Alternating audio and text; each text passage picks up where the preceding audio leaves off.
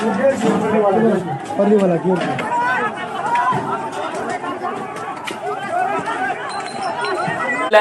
السلام علیکم ناظرین، میں ہوں قمر زیدی۔ یوٹیوب اور فیس بک پہ آپ میرا ویلاگ دیکھ رہے ہیں۔ آج کے ویلاگ میں قومی سلامتی کا اجلاس اور اس اجلاس میں ایک اہم فیصلہ۔ آج کے ویلاگ میں آپ کو یہ بھی بتاؤں گا کہ تحریک لبیک کا مارچ وزیر آباد پہنچے۔ آج پورا دن جھڑپیں کس طرح سے ہوتی رہیں، کس طرح سے پولیس والوں پر بھی تشدد ہوا، اور اس کے ساتھ ساتھ رینجرز کی جانب سے جو امپورٹنٹ پیغام دیا گیا وہ کیا ہے۔ آج کے ویلاگ میں ایک اور بڑی خبر ڈسکس کریں گے، اور وہ یہ خبر ہے کہ فرانسیسی سفیر کے واپسی کے حوالے سے کیا معاملات حل ہو گئے ہیں، کیونکہ سعد رضوی صاحب کی ایک ملاقات ہوئی ہے اور اس ملاقات میں کیا کچھ انکشاف کیا گیا ہے وہ میں آپ کے سامنے آج اس ویلاگ میں رکھنے لگا ہوں۔ سب سے پہلے آغاز کرتے ہیں ویلاگ کا، اور اس آغاز سے پہلے میں آپ کو کہوں گا اگر آپ نے میرا چینل سبسکرائب نہیں کیا تو اسے سبسکرائب ضرور کر لیں تاکہ آپ تک درست انفارمیشن ٹائملی جو ہے پہنچتی رہے ود فیکٹس اینڈ فگر۔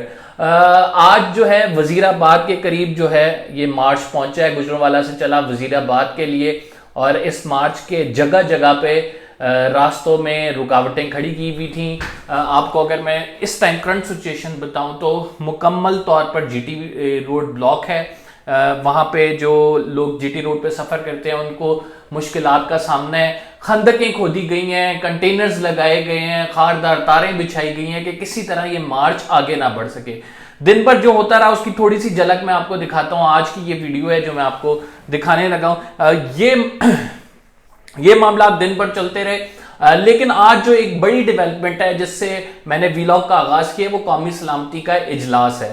قومی سلامتی کی کمیٹی کا اجلاس عمومی طور پر تبھی بلایا جاتا ہے جب ملک کوئی ایسے حالات سے گزر رہا ہو جس میں داخلی سیکیورٹی یا پھر خارجی سیکیورٹی ناگزیر ہو، اس پر بات کرنا اور اس کے حوالے سے عوام کو آگاہ کرنا اور ایک میسج دینا۔ تینوں افواج کے سربراہان جس میں پاکستان آرمی، نیوی اور ایئر فورس وہاں پہ موجود تھے، وزیر اعظم اس کو ہیڈ کر رہے تھے۔ اس کے علاوہ فواد چودھری تھے، شوکت ترین صاحب تھے وزیر خزانہ، اور اس کے ساتھ نور الحق قادری تھے، شاہ محمود قریشی تھے۔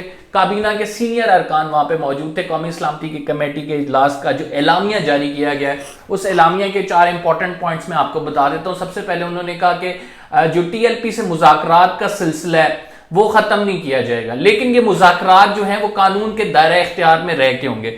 ایک بات میں آپ کو بتا دوں کہ آرمی چیف کی جانب سے یہ دوبارہ میسج دیا گیا ہے اور کہا گیا ہے کہ طاقت کا راستے سے اوائڈ کیا جائے اور یہ معاملہ افہام و تفہیم کے ساتھ مذاکرات کے تھرو ہی حل کیا جانا چاہیے۔ بہت سارے لوگ ٹویٹر پہ میں نے دیکھی پوسٹ اور کرٹیسائز کر رہے تھے کہ جب نواز شریف کی حکومت تھی تو آرمی کا کوئی اور ڈیسیجن تھا اور اب آرمی کہہ رہی ہے کہ گولیاں چلائیں، تو ایسی بالکل بات نہیں ہے۔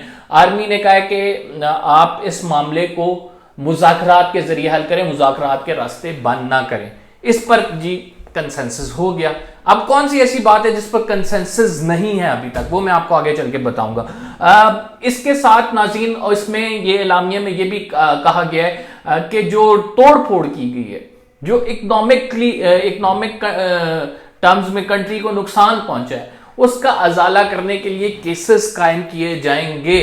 اب کیسز کے حوالے سے ایک مطالبہ تحریک لبیک کا یہ ہے کہ ان کیسز کو واپس لیا جائے اور سعد رضوی کو چھوڑا جائے۔ اس وجہ سے یہ مارچ آگے بھی بڑھ رہا ہے۔ یہ مطالبات ان کی جانب سے مانے نہیں جا رہے، لیکن ابھی تک پرائمری مطالبہ یہی آ رہا تھا کہ فرانسیسی سفیر کو گھر بھیجنے کے حوالے سے، اس پہ جو میں نے آپ کو پہلے بتایا تھا، اس پہ جو امپورٹنٹ بات ہوئی ہے وہ یہ بات ہے کہ اوریہ مقبول جان صاحب ایک سینئر تجزیہ کار ہیں، صحافی ہیں، شو بھی کرتے ہیں اپنا، مذہبی اسکالر بھی ہیں۔ ان کی ٹی ایل پی کے رہنما سعد رضوی سے جیل میں ملاقات ہوئی۔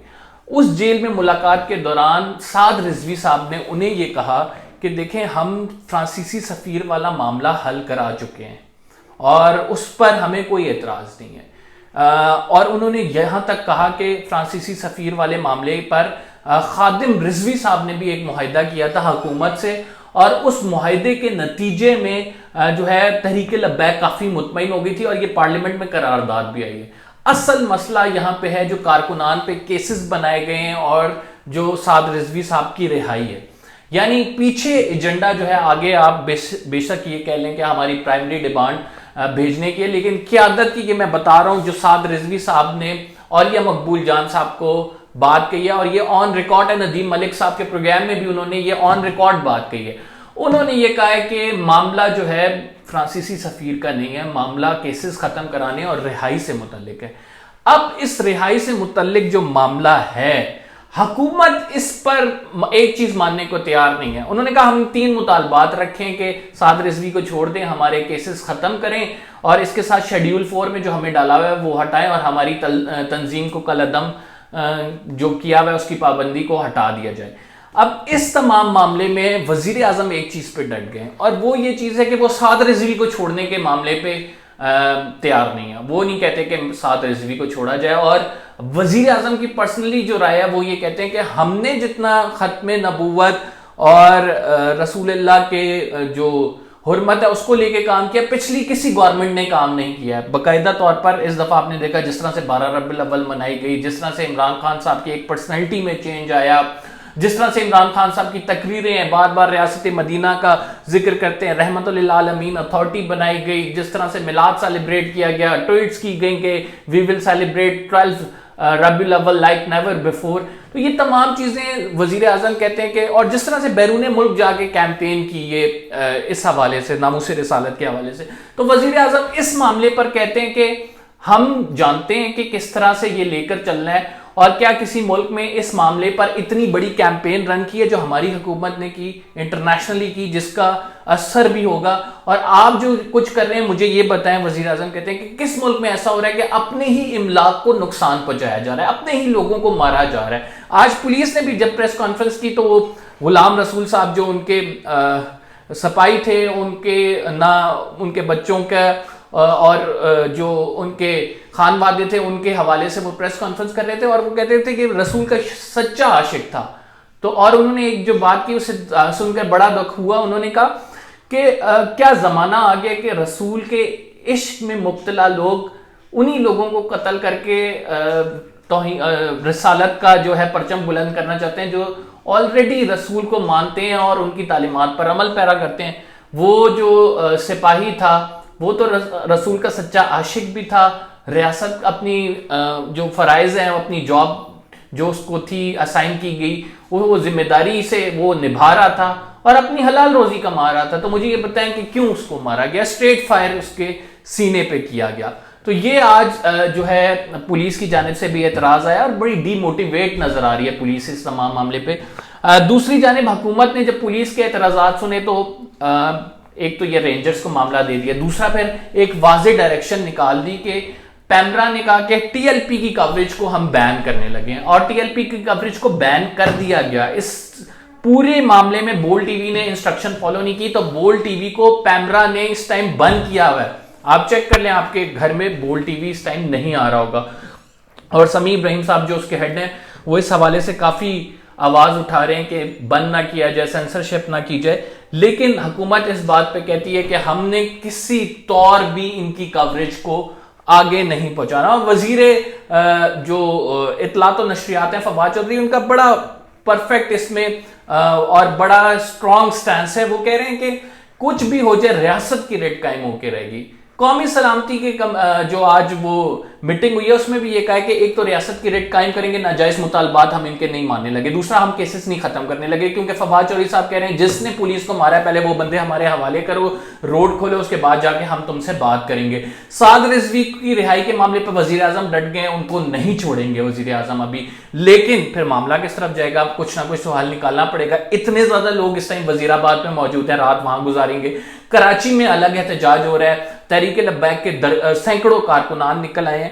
تو یہ معاملہ جو ہے زیادہ بگڑنے کی طرف جا رہا تھا. دیٹس وائی آرمی چیف نے کہا ہے کہ ان کو مذاکرات کے ذریعے حل کیا جائے. کل شیخ رشید صاحب نے باقاعدہ طور پر معافی مانگی ہے کہ یہ ملیٹنٹ آرگنائزیشن نہیں ہے, اگر ملیٹنٹ آرگنائزیشن ہوتی تو ہم اس سے مذاکرات دوبارہ نہ کرتے. خود ہی کہہ کے خود ہی اپنی بات سے مکر کے کہتے ہیں جذباتی ہو گیا تھا میں.